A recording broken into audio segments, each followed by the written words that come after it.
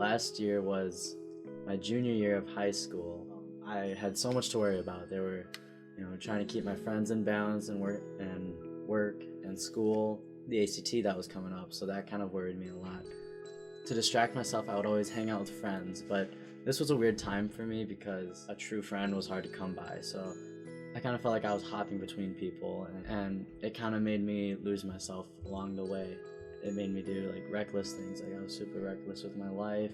Yeah, I hit a really low point at one time when I would ask myself, what am I doing with my life right now? It wasn't until the summer when I started hanging out with different people. My new friends that I was hanging out with more often, they went to youth group. So they would always ask me if I wanted to go to youth group, and it was always the same answer. Like, I don't really go to your church, and it's kind of weird, and I don't know, I just haven't been really that close to God or anything. And then for some reason, something inside of me just really pushed me to think about it instead of quickly replying and saying, no, I'm good. A voice or something inside of me just really said, you need to go to this place tonight.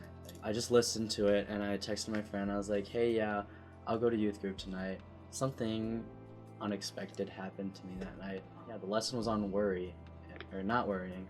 It was something I really needed to hear in that time. Like, I just felt like it just made me really reflect on everything that happened in the last year and how much time I wasted worrying about all that stuff. It was that really made me think of why I was worrying so much.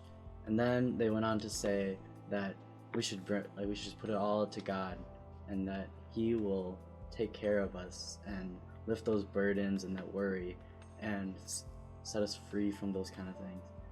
I went home and I prayed for the first time in a long time, and I didn't know what I was doing. I felt like I was doing it wrong, but I kind of just asked God to, help open my eyes again, and that I want Him back into my life, and I didn't want that worry inside of me anymore.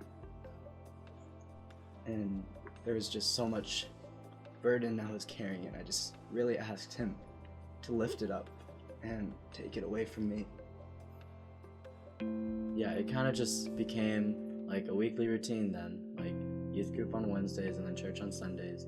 And not like I felt like obligated to go, but it felt like I wanted to go to. I thought like nothing could go downhill again. We got into the wintertime when my volleyball league started up again. Volleyball is a big part of my life.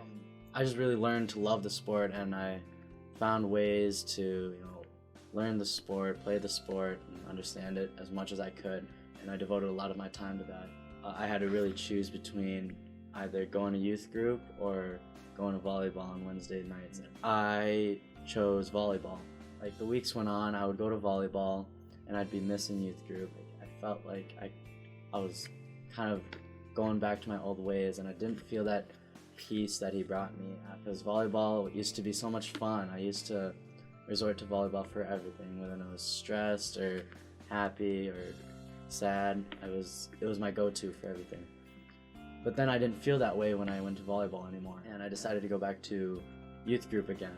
So I like to do puzzles, and it kind of reminded me of that. It was like, when you put that last piece of the puzzle on and you can see the whole picture clearly, and it's just so satisfying to see. That's how it felt when I started going back to youth group, and it just really, it completed my puzzle.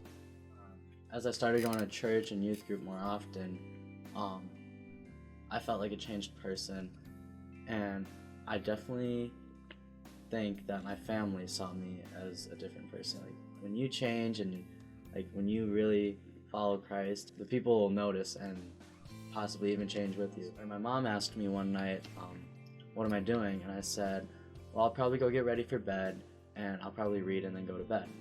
And she said, oh, what are you reading? And I said, well, I'm reading the Bible now, starting from the beginning. And she said, oh, I didn't know you do that.